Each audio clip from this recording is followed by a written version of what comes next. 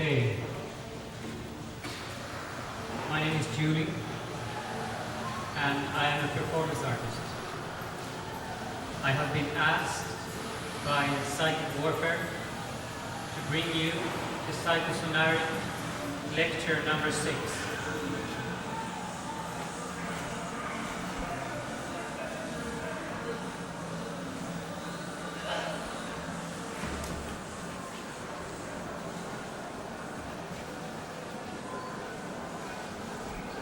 This lecture is enclosed in this letter, this envelope. I do not have previous knowledge of the content of this envelope. But before the lecture, I have been asked to hand over this sword. And the meaning of this will be disclosed in the end of this performance.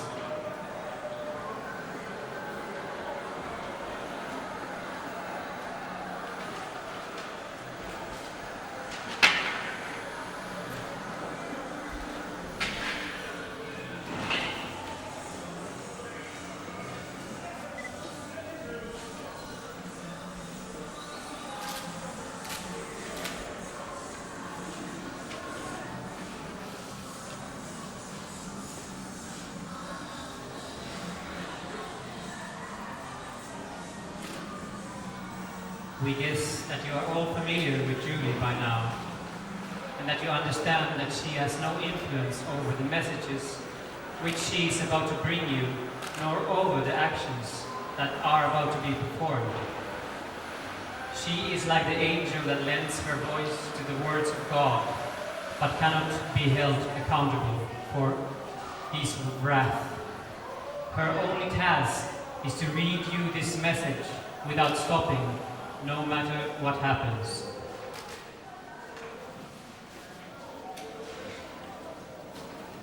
Let us begin.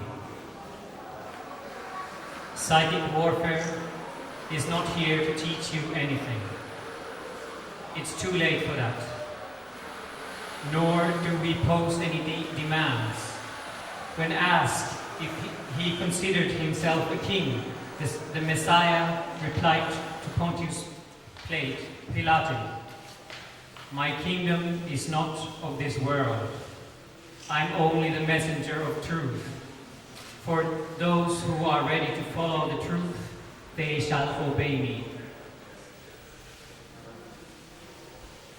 We will let this suffice for now. We don't expect you to understand the fundamental difference between separate kingdoms, between contemporary art and warfare,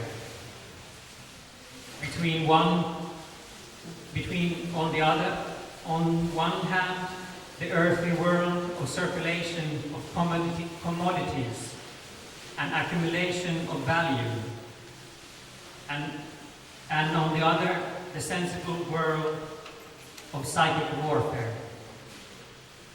For you can only understand war as either entertainment or terrorism, blind to the fact that art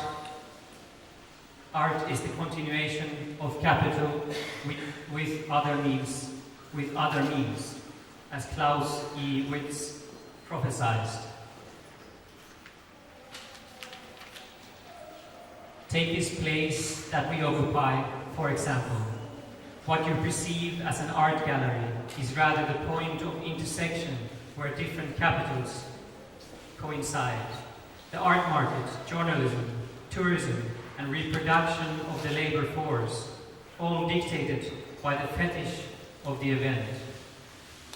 For the last 20 years, the Biennale has been the exemplary case of this dynamic, while at the same time wanting to be its adversary. Seemingly unaware of its impotence, the Biennale constantly invokes change and radicality, but manages in the end only to recuperate its stale and faded representations, never being able to produce the event it claims to desire.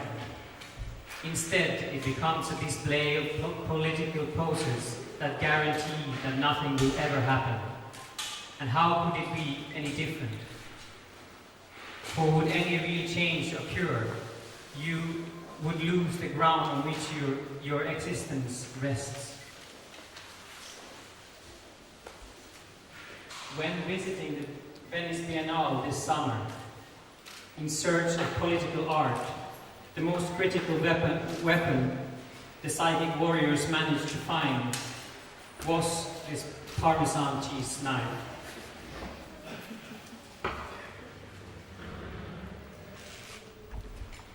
Through their alliance with the self-acclaimed event city of Gothenburg, the radical imagination can only be recaptured in the most literal meaning of the word, that is enclosed, confined, and imprisoned.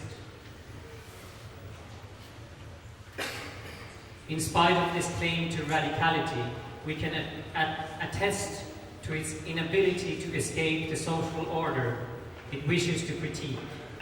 Production and ordered production. Let's take our own participation as an example. The psychic attack originally came about as an aggressive reaction to the suffocating condition of contemporary life, where one constantly has to prove not only one's existence, but also the value of every thought and gesture. The band of psychic warriors was constituted by the recognition of the necessity of resisting and breaking out of a life produced in order to be consumed. This act of descent is, of course, beautiful, but is not to be confused with an art piece. An art piece can be commissioned, a psychic attack just happens.